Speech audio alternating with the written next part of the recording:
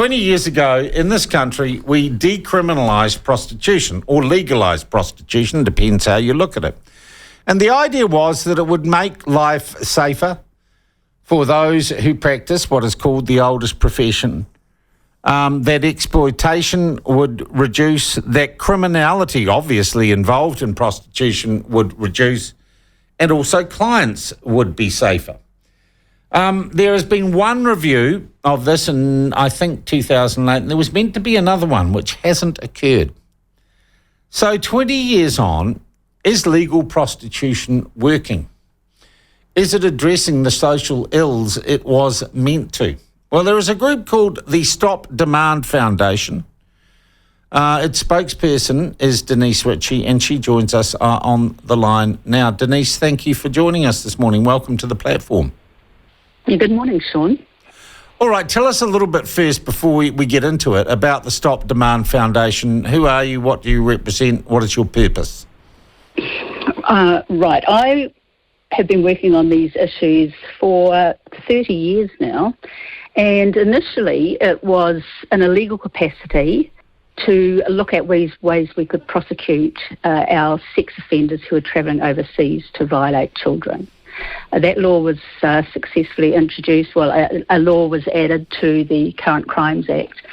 And over time, I was involved on the international scene around issues of prostitution, child trafficking. It became evident, and then added to that a little later in the late 1990s, was the issue of what was known then as child pornography, but of course more accurately referred to child sex abuse material. But I had a bit of epiphany in 1999 and realised, well, this trade wouldn't be going on if it wasn't for a demand, and that demand was overwhelmingly coming from men. But very little energy was focused on let's look at attitudes and beliefs that underpin so much violence and what is driving this global trade, both with women and children.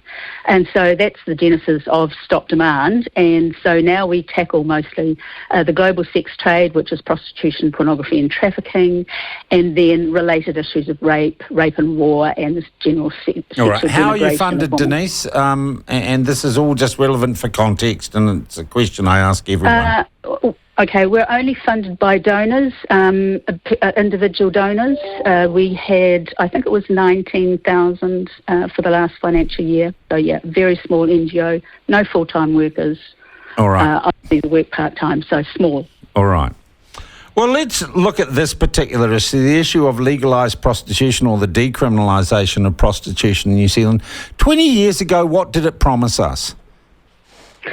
Primarily it promised safety to women. At the time, women were still being criminalised, so they were subject to being rounded up by police. Of course, nobody wanted that. There was no question that as far as selling sexual services, the sellers should be decriminalised. So everyone was on the same page with that, but really for the push that this would make the trade safer for women, both on all on the street sectors and in indoor managed sectors. What we were pushing for at the time is there was a new model of addressing prostitution globally, especially coming out of Scandinavia and Europe, and that was called the Nordic model. And that also decriminalised prostitution for women, recognising that the majority of them are there out of economic desperation, and looking at ways they could fine the buyers and assist women into work, education services, treatment centres, etc. So down that route, we were hoping that, yes, this sounds like it's going towards a more fair, equitable, gender equitable and respectful society. And that's the way that a number of countries have gone. But New Zealand went the opposite and said, no, it's all right, men have the right to purchase sex. Okay, well, do they, in your mind? In New Zealand, yeah, they definitely do, because it's state sanctioned. It's the law allows them to. And you so don't think it enables they should, them to Denise? embolden. You don't think you should be able to buy sex? No, I don't. I don't think it is good for any society that women are commodities. Now, I need to make it clear, this is not a stance that is anti-sex. We distinguish it between platforms like Tinder that facilitate hookups, because in those instances, both parties or all parties are wanting sex, right? He wants sex, she wants sex, whatever. But we argue that prostitution is a very different beast, and that typically only one party wants sex. That's the buyer, and therein lies the problem. I mean, we're living in a society now where young people are encouraged that around issues of consent has to be enthusiastic, willing, blah, blah, blah. You're going to be hard-pushed to find anyone who's serviced half a dozen men each day, day after day, to have that level of enthusiasm and a resounding, yes, I'm consenting to this. All right. What they're consenting to is money. Yeah. All right. Just put that aside for a moment. In the 20 years since we have decriminalised prostitution, have we reaped, and is there any way we can measure whether or not we've got some benefit from that move? Whether or not it has made women safer, whether or not it's made clients safer, whether you agree that they should exist clients or not, has it worked in terms of delivering some social good, Denise? Depends who you talk to. Prostitutes Collective would say that they now are freer to go to the police, and that may be true. Our concern is that the violence has to already have taken place. So we would say the violence has not changed. The level of violence is similar. I mean, at the highest end, we had a number of, and you've seen my media release where we've linked in the cases of, at the extreme end, where women were viciously murdered, raped, set on fire, strangled, mutilated, repeatedly run over and dumped, most of them by sex buyers. And this is all since decriminalisation. So the law did not help these women at all. But what is more significantly is just the insidious day-to-day violence and threats of violence that remains widespread. This is across the street sector, within indoor managed brothels, and even in the SUBs, which are small owner-operated brothels.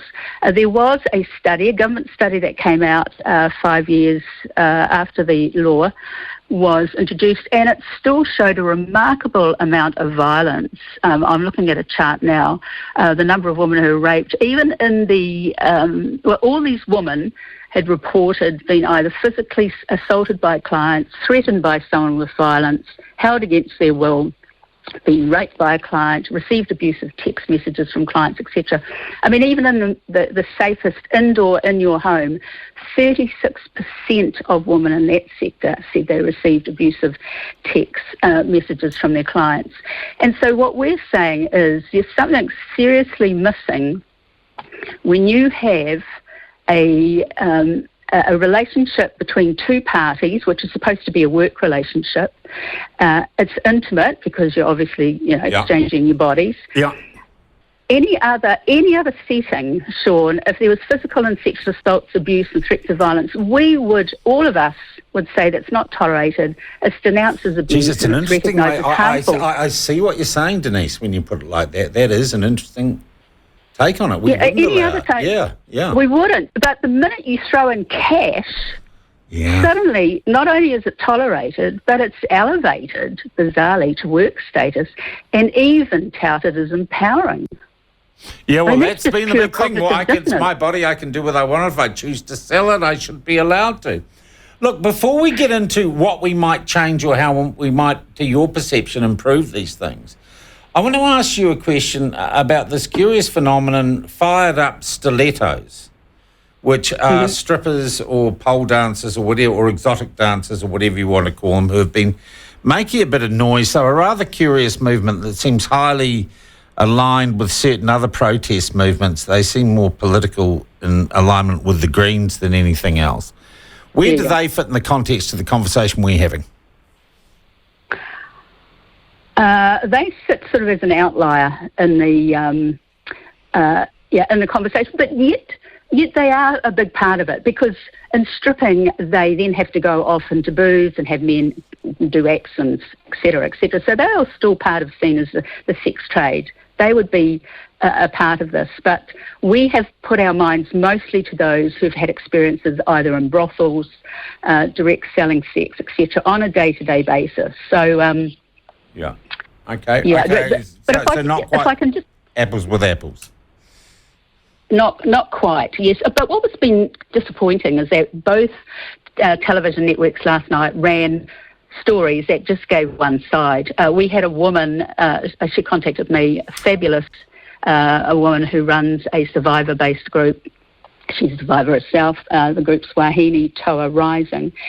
She would have been perfect to give another, but the media don't want another narrative. The government doesn't want it. Well, I got that press release from you. We're going to maybe talk to her later in the week. Well, that would be fabulous. Yeah. But look, Dawn, can I just relay a couple of quotes so listeners can actually get a sense what it is for some of these girls. These aren't girls on the streets. These are girls in regular Auckland brothels. Now, there's one, Chelsea. She's rated number one for many years on one of the largest brothels website. This is what she has said to students at a London conference. She slams the New Zealand decriminalisation model and the danger of it. She said she's particularly concerned about it being aggressively marketed to young girls as sex work, as an equal exchange between consenting adults, as harmless fun for men, and even as empowering for women. It is not, she said. And one of the survivors, the stories are heartbreaking, but one of the survivors writes, decriminalising prostitution has simply strengthened and emboldened misogynistic attitudes amongst New Zealand sex buyers. I believe that for many punters, causing mental discomfort to the girl or woman they buy is necessary for them to truly enjoy the experience. I thought I had a low self-esteem at 17, but prostitution has absolutely destroyed it. And just a third one, Sarah, says of her experiences before and after decriminalisation, prostitution is not a life and not work, definitely not work, paid rape. Most definitely. Yeah, I have to say, Denise, and it's kind of why I brought up in some ways the fired up stilettos. These women complain, or these people complain, let's not gender them, that, oh gosh, we work in an industry that's full of scumbag men who are trying to rip us off. Well, part of me says, well, then for God's sake, don't work in it. Of course it's going to be exploitative.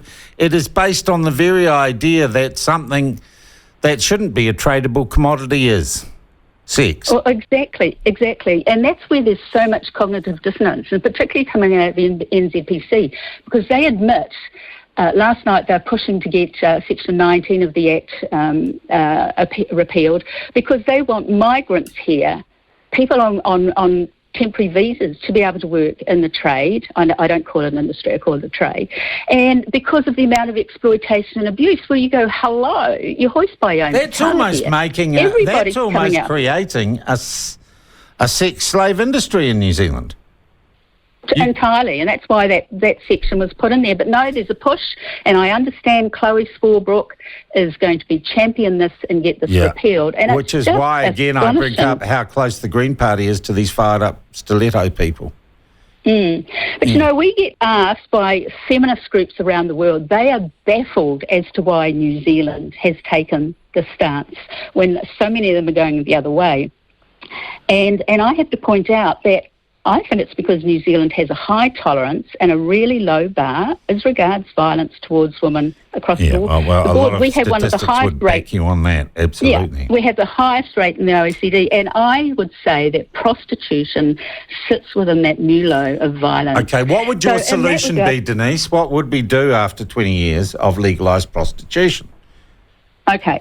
In an ideal world, we would stop being a permissive country. We would become a progressive country. We would look at Sweden, Norway, Iceland, Northern Ireland, Canada, France, Ireland and Israel, all of them who have changed the law, all viewing prostitution as violence towards women. They would look at tackling demand, set a higher bar, criminalise the buying. And the best thing is boys and men will be being educated towards a more gender equitable and violence-free society. We're totally out of step with that, and it can happen because it sounds very idealistic. I'm going to put another perspective to you, and you might find it an abhorrent idea. Surely isn't the idea of trading sex for some sort of good actually inherent in our society? The gold digger, the woman who marries a man because of his financial status, because he provides stability, or he is a good earner. It's not like an unwritten deal isn't done in all sorts of marriages and relationships. In exchange, you know, that sex or sexual favour isn't in real terms, Denise. exchanged for a level of economic security or an economic payoff? I mean, let's talk about the real world here. Yeah, and I understand where you're coming from, but you're talking about the minority of women. The number of women who've freely chosen prostitution from amongst other equal income earning alternatives is so unrepresentative in the trade. I mean, the vast majority of women do so out of little or economic choice. And so these women are thrown under the bus. They're collateral damage. You won't hear their stories over this week. You will not, because they are inconvenient truth. So you've got to look at what is the biggest, who's going to benefit most from a law. Those who want to go and do that, they were doing it before the law was passed. They can continue to do it, and if they're that self-assured and enjoying their role, well then good luck to them, and they, I'm sure, in a position to keep themselves safe. But in doing that and trying to normalise it for the trade right across not only New Zealand, but New Zealand is trying to get it pushed across other parts of the world, it's just not understanding, it's naivety about the damage and the ravages to so many women and children and men across the world. You know, what we're saying is we really need to look at what we want for a society. Now, there is two really encouraging bits of information I've got to show it can happen. Sweden, 3 years before they enacted their law, only 20% of men supported criminalising men buying sex, right? Yeah. 9 years later, over 60% supported the law. I think that's fantastic. Didn't that show, it shows a move from men suddenly saying, actually, come on guys, we don't need to pay, because bearing in mind, this is not paying to have consensual sex. For many of what these girls are saying is these men are enabled by the law to abuse them, degrade them, belittle them, rape them, inflict them. And they were committing acts that none of these men's wives, partners, or Tinder hookups would allow them. Tolerate. Yeah, okay. Exactly. So it is abuse. So let's keep that in perspective. And in Iceland, so we're not saying you can't have sex. They can go to Tinder or whatever. Iceland is even a more exciting story that in 2007 they put the law in place with the support of 57% of their men, which is great. And then 3 years later, they even had support to ban strip clubs. And it's the only country in the world that has banned strip clubs for feminist, not religious reasons. And I think what a win for an equitable society. Yeah. And also, Iceland repeatedly, year after year after year, along with Sweden and other Nordic countries that have got these laws in place, they come top in the Gender Equality Index out of the World Economic Forum. Okay. So it's not like we're asking New Zealand to go down a toilet. We are already down the toilet, and we've got to find out a way to bring Denise, ourselves I up. would ask you, though, let's try and balance this. Is there less criminality, less abuse involved since we decriminalised prostitution? We would argue no, definitely no. The reason is because it's now removed one layer of illegality. Beforehand, if you were to traffic someone in, you would be trafficking someone in a trade that was already illegal. Now it's legal, it's hands off. Police are not allowed to go into brothels. There were only 11 inspections up till 2001, so that's going back, 18 years. 11 inspections of brothels, and that can't be done by police, has to be done by inspectors. And so there's no checks and balances. The gangs, of course, they're real winners. And we do state, yes, there are some winners. The gangs... And I've got to say, whether decriminalised or not, the people involved in these trades, the people who run even strip clubs, which are not for prostitution, I'm going to have a moral view. They're a-holes, and they're exploitative. They're not men, in my humble opinion. Denise, does any political party support you and your desire for reform? Well, I'm sure that National. I've got a meeting set up with Mark Mitchell. I'm in his electorate, talking about some other issues, but we can certainly bring this up. But yes, it's going to be hard. It's going to be hard because we are so entrenched. The feminist politicians in this nation are a different breed to feminists overseas. We're so entrenched that this is an entitlement, and it's because of the brilliant job that NZPC have done. I mean, they're $1 million taxpayer-funded group, and, what we're saying, they're beguiling many with sanitising gloss and cognitive dissonance. But I think we are going to take a long time. It is kind of portrayed as cool. Being a sex worker is portrayed as cool.